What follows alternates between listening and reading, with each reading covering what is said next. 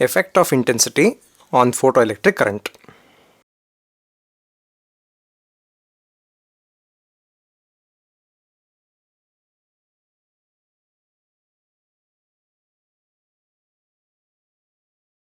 Evacuated glass tube, side tube, quartz, cathode, this is anode, cathode is connected to negative of the battery, anode is connected to positive through a microammeter. This is incident radiation.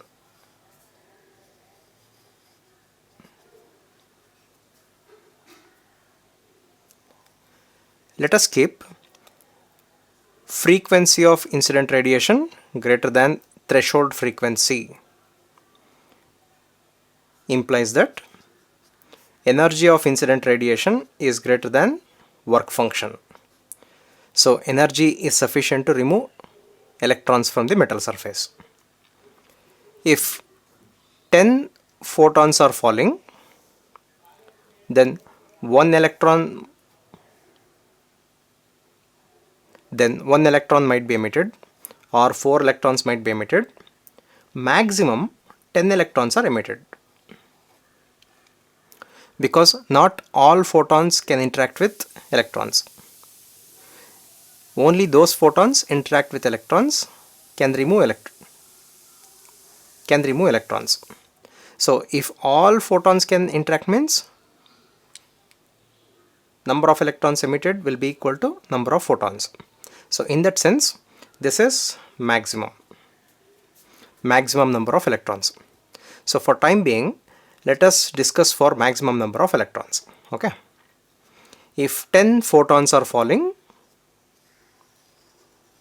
on the photo cell on the cathode, then 10 electrons are emitted.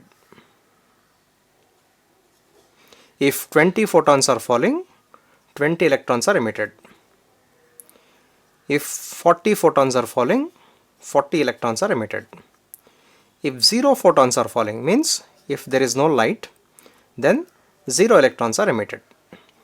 Therefore, number of electrons emitted is directly proportional to number of incident photons. So if I plot a graph of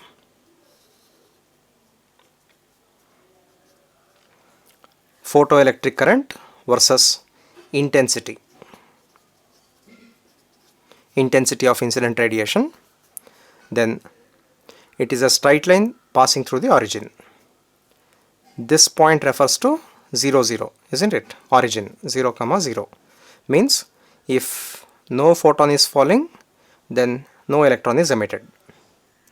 Suppose number of photons is 10, then corresponding to 10 there will be few electrons emitted. Corresponding to few electrons emitted, there is small current in the microammeter. If intensity is doubled, means number of photons are doubled, then number of electrons emitted also gets doubled, thereby current also increases. Therefore, a graph of photoelectric current versus intensity is a straight line passing through the origin.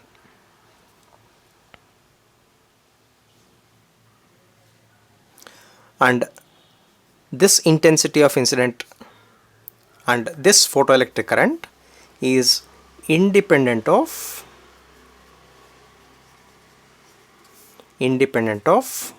frequency, as long as frequency is greater than threshold frequency. Okay. Now go through the statements once and also the graph.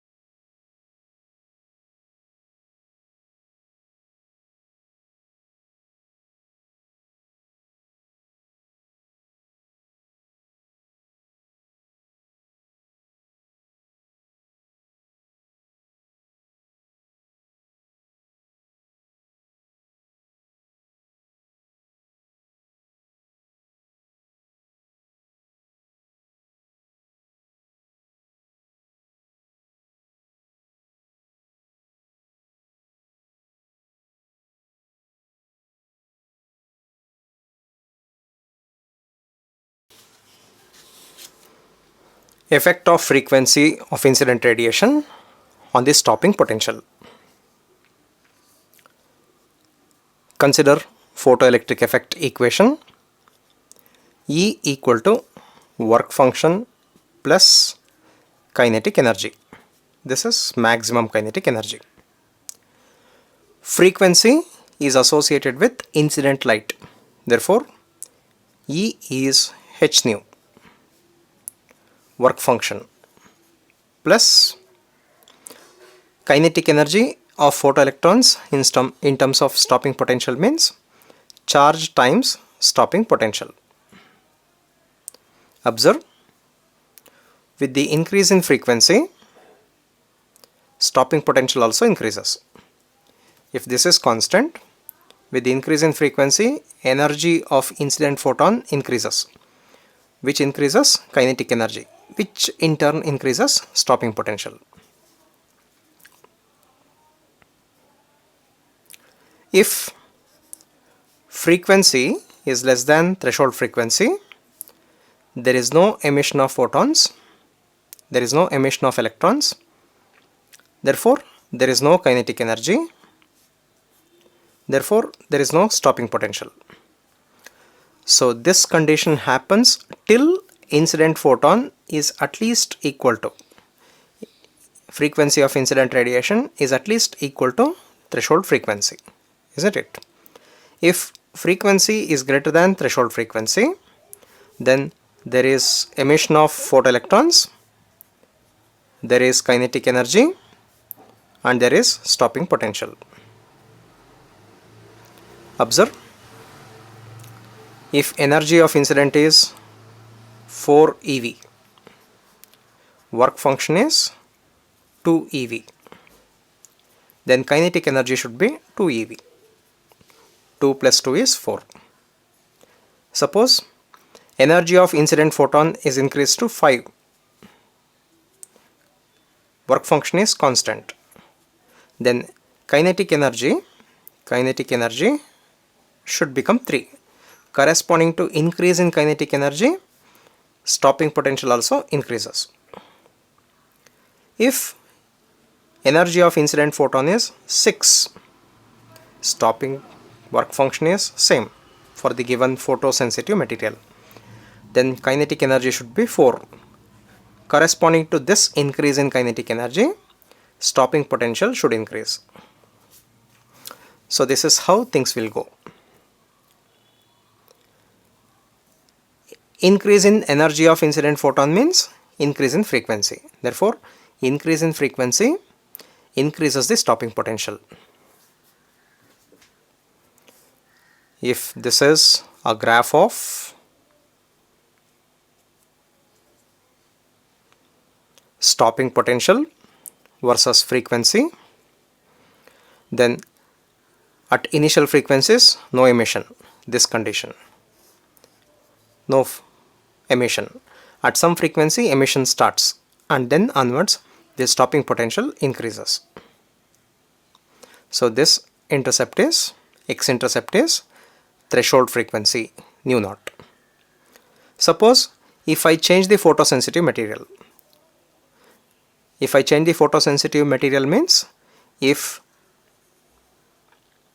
work function of photosensitive material changes. Instead of 2, if I use work function 3, 4 is the incident, 3 is the required, then the remaining is 1. 5 is the incident, 3 is wanted, remaining is 2. 6 is the incident, 3 is wanted. Work function means minimum energy required, isn't it? Therefore, this is 3. Observe, we have changed the metal. As a result, work function also changes. As the energy of incident radiation increases, as the frequency of incident radiation increases, stopping potential also increases. Therefore, it is a straight line, again not passing through the origin. And this is threshold frequency for this new material, whose work function is 3. So this is how we get graphs. Please go through the write-up and also go through the graph.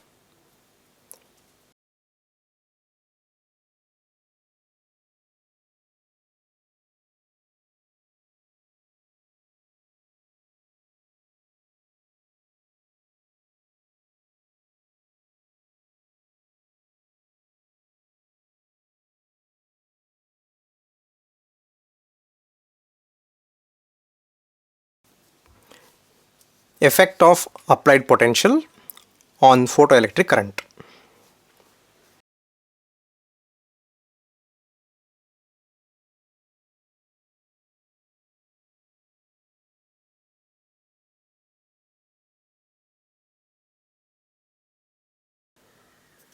Evacuated glass tube, cathode, anode. Cathode is connected to negative, anode is connected to positive through microammeter. This is the incident radiation.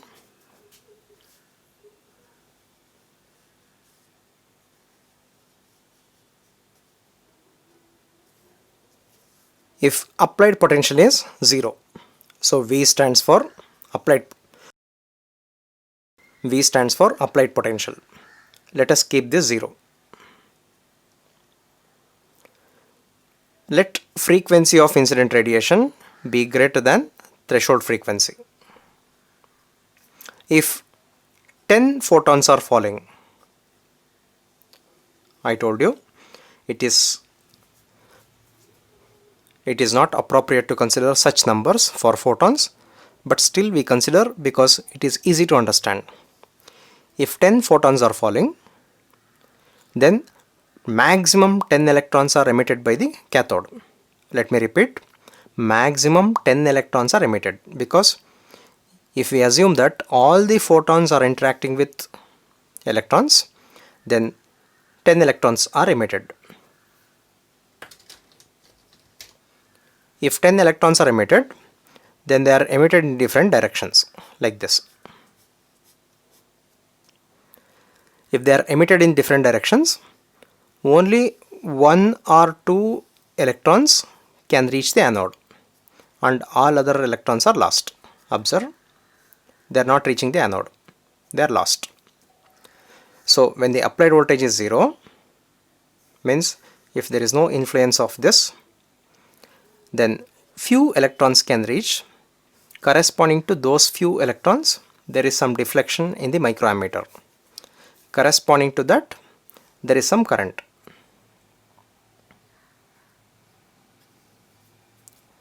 Now let us increase applied voltage to 1. Now this is at positive potential, cathode is at negative potential. When 10 photons are falling, maximum 10 electrons are emitted in different directions. But because of the positive influence, electrons are deflected. Observe, few electrons will manage to reach the anode. So number of electrons reaching the anode increases, means current also increases. Current increases.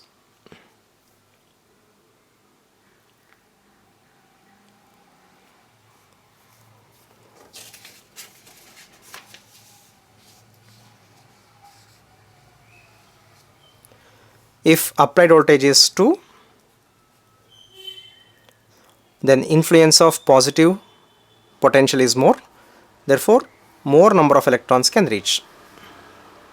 So if applied potential is 2 volt, more number of electrons will reach. Observe, increase in current. I am making this letter bigger to represent increase in current, okay, just for fun. Now if it is 3 volt, say 3 volt is sufficient to pull all the electrons to the anode. Therefore all the electrons can reach, means maximum 10 electrons can reach. So current further increases. Make it 4 volt. Applied is 4 volt.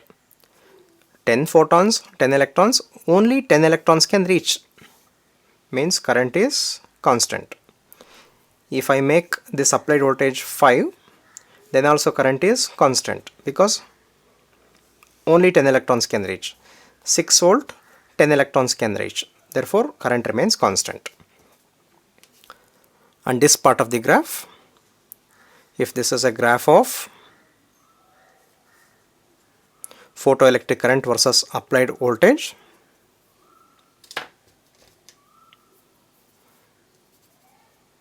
photoelectric current versus applied voltage, anode potential. At 0 voltage there is small current. At 0 voltage there is small current. With the increase in voltage, current also increases. With the increase in voltage, current also increases. After that, current remains constant. Current remains constant. So this is the horizontal portion which represents saturation current.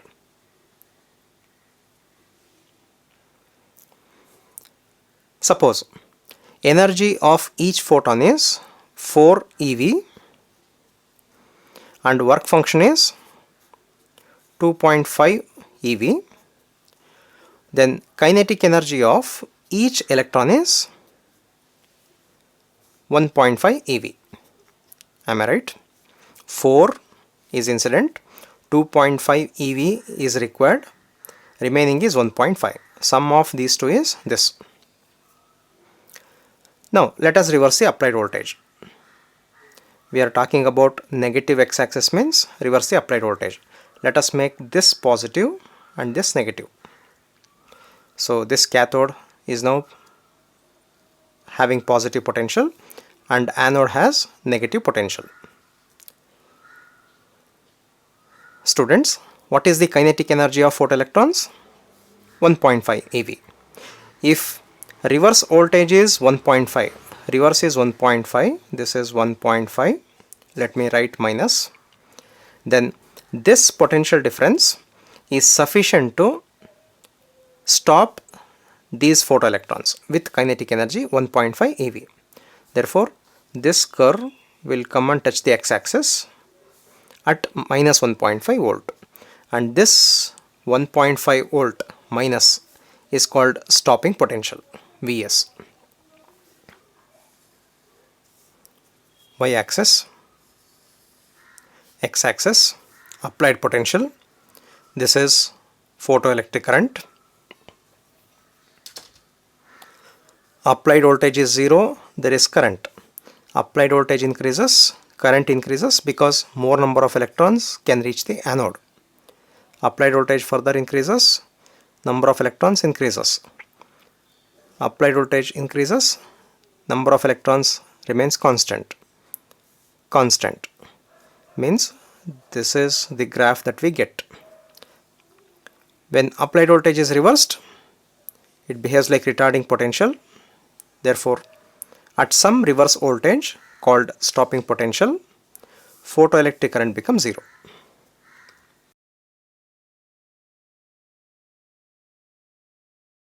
Instead of using 10 photons in our earlier discussion, let us use 50 photons.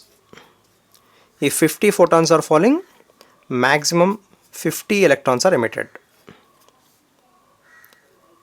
Explanation is same as previous case. Therefore, corresponding to 50 electrons, there is a large deflection, there is large current in the microammeter. Therefore, we get higher current if the intensity is increased, then the current decreases. Surprisingly, stopping potential is same even for 50 photons. What's the condition means? As discussed earlier, if energy of each photon is 4 eV, work function is 2.5 eV, then kinetic energy of every electron should be equal to 1.5 eV. If kinetic energy is 1.5 eV, then stopping potential is 1.5 volt. That is why even higher intensity curve also gives same stopping potential. So this curve is with low intensity incident radiation. Low intensity. And this is with high intensity.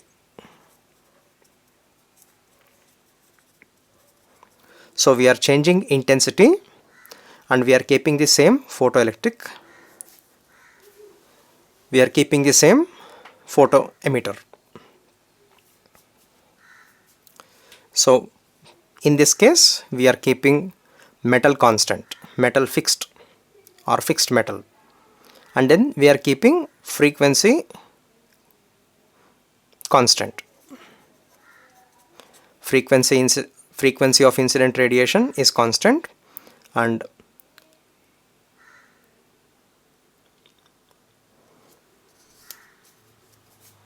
we are keeping work function constant.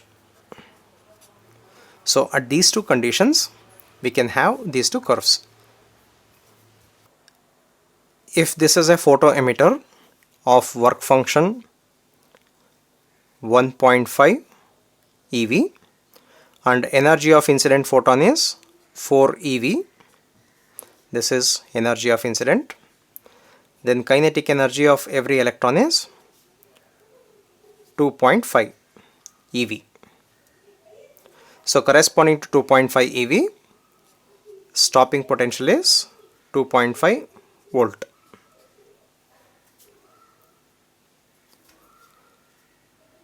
So with the increase in applied potential like this, photoelectric current increases, and that is shown by this part of the graph, and this is saturation current. If this is reversed, then at some potential photoelectric current becomes zero, and that potential is stopping potential. Now let us change this material. Let us change this material to a material of work function 2 eV. Observe, energy of incident is 4, required is 2. So kinetic energy is 2 eV. Corresponding to this 2 eV kinetic energy, stopping potential is 2 volt. Now if we repeat the experiment with variation of voltage, and current, then we get the same graph, but stopping potential will be less, 2 volt.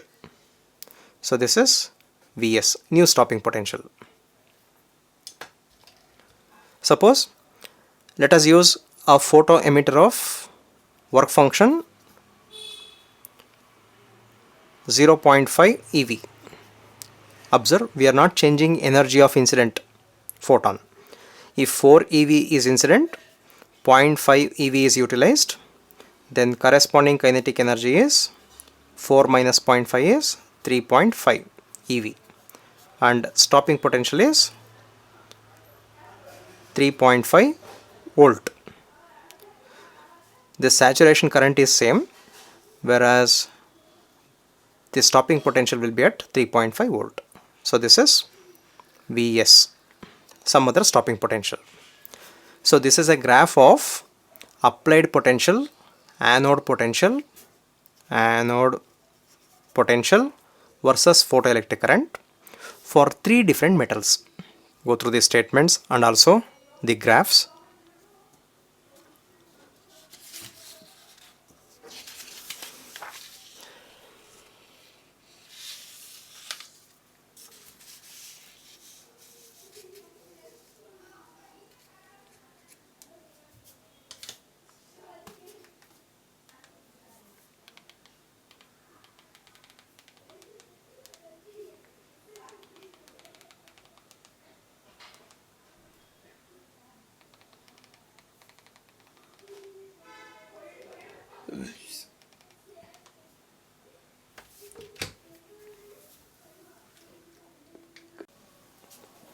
Application of photocell or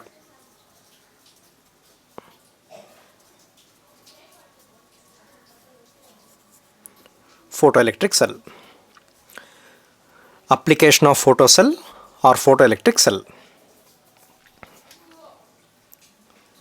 So photocell is a device which converts light energy into electrical energy.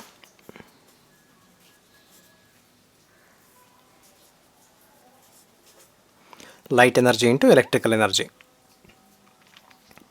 And a typical photoelectric cell has an evacuated glass tube like this and a cathode.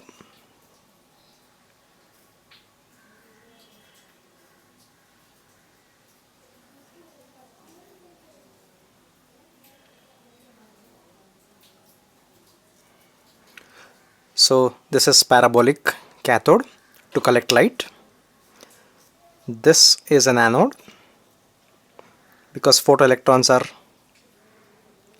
caught by this anode.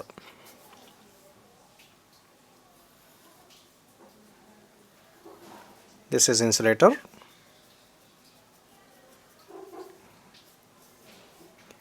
This anode is connected to positive and cathode is connected to negative through a microammeter. So this is how it looks like. This is an evacuated glass tube, cathode, anode. Anode is positive means cathode. If light falls on the cathode, more surface area is given to cathode to capture light. If energy of incident photon is greater than work function, then there is emission of electrons. Those electrons are caught by anode and there is small current through the external circuit. So depending on the intensity of incident light, current also changes. Students, you know this relation, right? Intensity versus current. It is a straight line passing through the origin. Now go through the applications.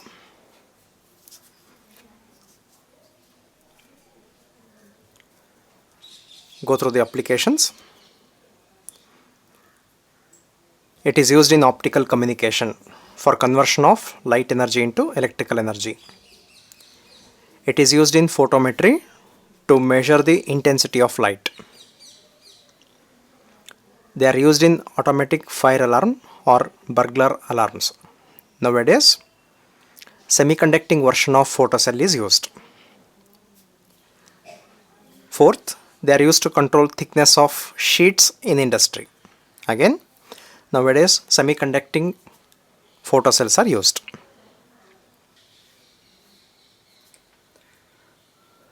De Broglie equations.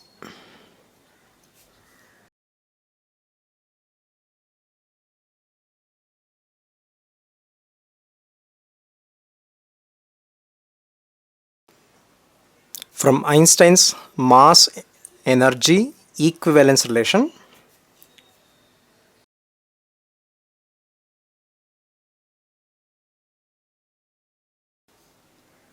the energy liberated when mass is converted into energy is E equal to mc square.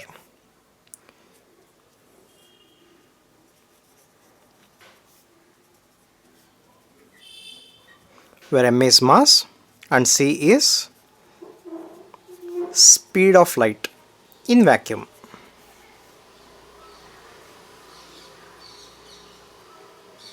Speed of light in vacuum.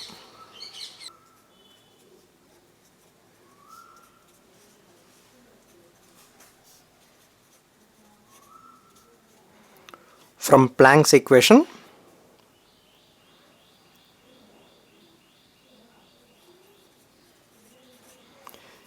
energy of a photon is given by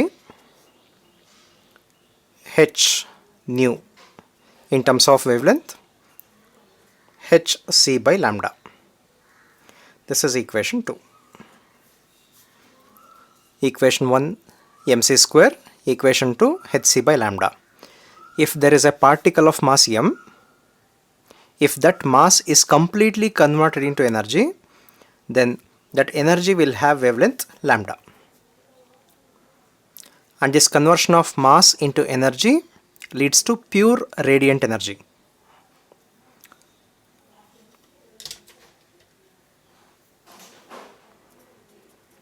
So from equation 1 and equation 2, mc square equal to hc by lambda, or lambda equal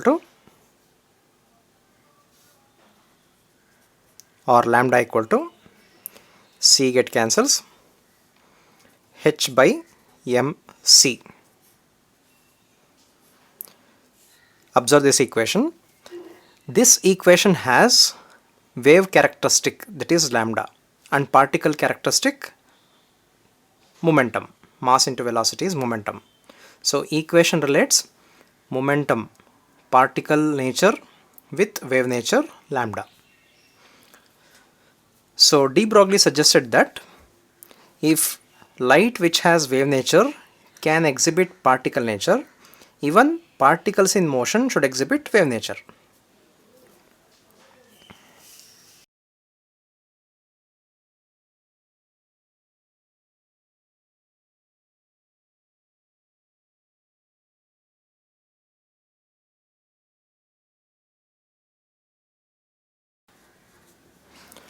De Broglie suggested that if light which has wave nature can behave like particle, then particle in motion must behave or exhibit wave nature.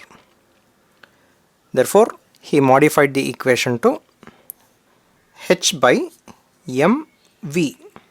Here it is mc, light, and this is for a particle.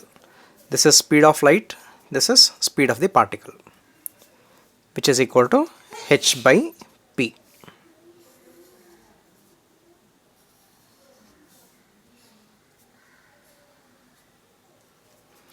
Now let us see different forms of de Broglie equation.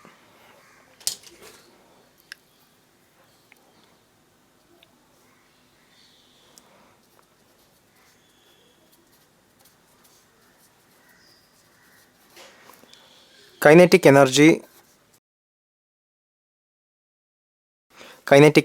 of a particle of momentum p is kinetic energy, let us denote it by E, equal to p square by 2m, or momentum equal to root of, observe, 2m into E, 2me, momentum root.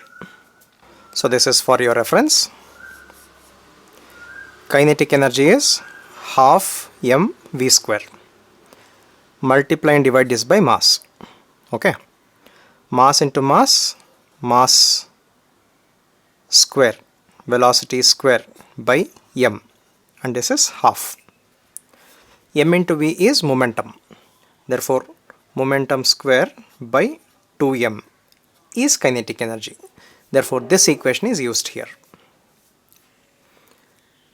Therefore, expression for de Broglie wavelength is h by p equal to h by root of 2me, where E is kinetic energy.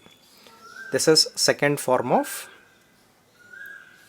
de Broglie equation.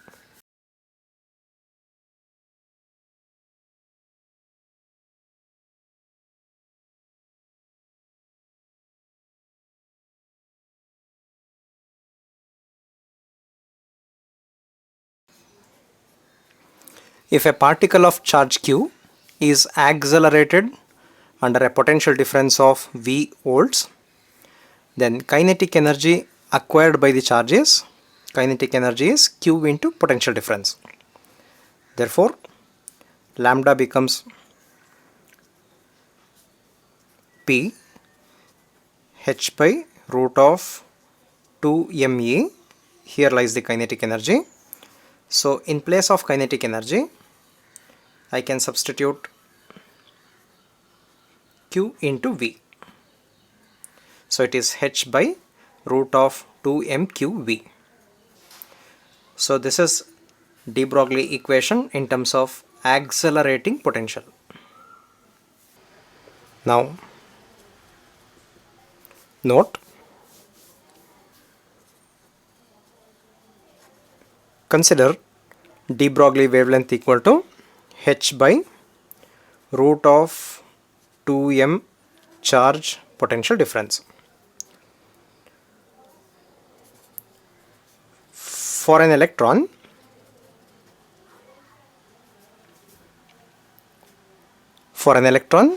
charge is E 1.6 10 power minus 19 coulomb, mass is 9.1 10 power minus 31 kg, and Planck's constant is 6.625 10 power minus 34 joule second. Substituting these three values and after simplification we get 1.227 10 power minus 9 meter by 2mqh, remaining is V, root of accelerating potential. So this equation is true only for electron.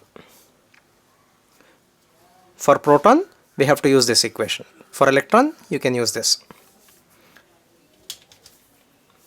As an example, if accelerating potential is 100 volt, then what is the de Broglie wavelength means? Root of 100 is 10. So lambda equal to 1.227 10 power minus 9 meter by root of V, which is root of 100, which is 10. Therefore 1.227 into 10 to the power of minus 10 meter. So this is how this equation becomes very handy, and this is true only for electron. Next topic, characteristics of photons.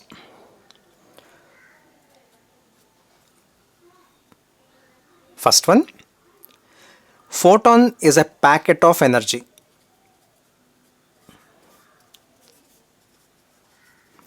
Photon is a packet of energy given by E equal to h nu. Packet of energy means it is always discrete. As a result, total energy is equal to n times h nu. N is number of photons, h nu is energy of each photon. Therefore, discrete values times energy of each photon is total energy. Second, speed of light in vacuum is constant for all wavelengths. Speed of light is constant for all photons. That is 310 power 8 meter per second. This is a magic number, right? This is for light. This is for photons. Rest mass of a photon is 0. Rest mass is 0. Rest mass is 0 means when photon is at rest. Whereas mass of a photon is given by h nu by c square. See, mc square, this is energy, h nu is energy, therefore m equal to h nu by c square. So this is energy of a photon in motion. If the same photon is at rest, it is 0. Fourth, momentum of a photon is given by momentum equal to h nu by c. mc square is energy, h nu is energy. M into c, take 1c to right hand side, we get h nu by c. So mass into velocity is momentum. Therefore momentum is h nu by c. h nu by c square is mass, h nu by c is momentum. The interaction of photon with matter is similar to interaction between particles. So just like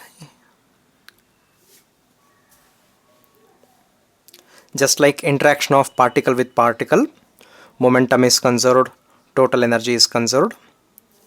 Similarly, if a photon interacts with a particle, then in this type of interaction also these things should be conserved.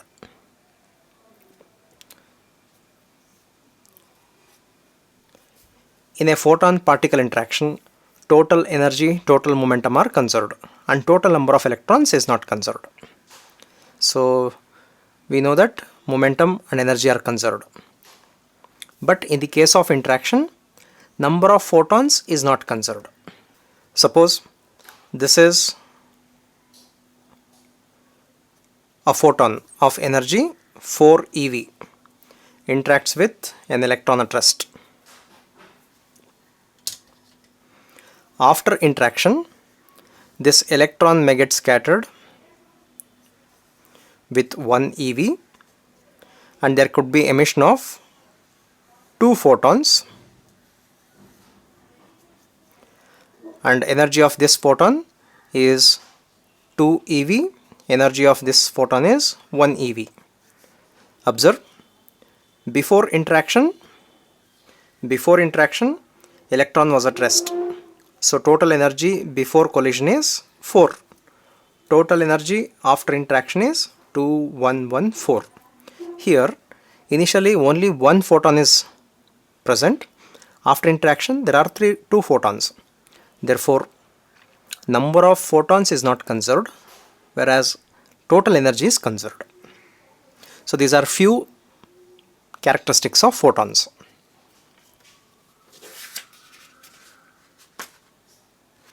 In a photon-electron interaction, a photon is absorbed and a new photon is emitted. If this is a photon interacting with this electron, after interaction this photon is completely absorbed by this electron and a new photon is emitted, and this photon is different from this photon. We are not worried about energy, whereas this is an entirely new photon. In the case of marbles, if this is a marble, this is second marble.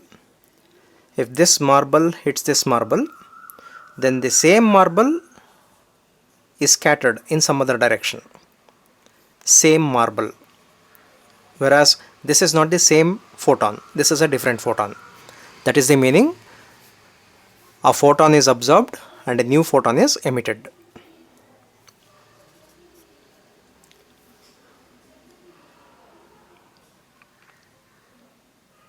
Photons are not deflected by electric field and magnetic field. E stands for electric field, B stands for magnetic field. So using electric and magnetic fields, photons cannot be deflected.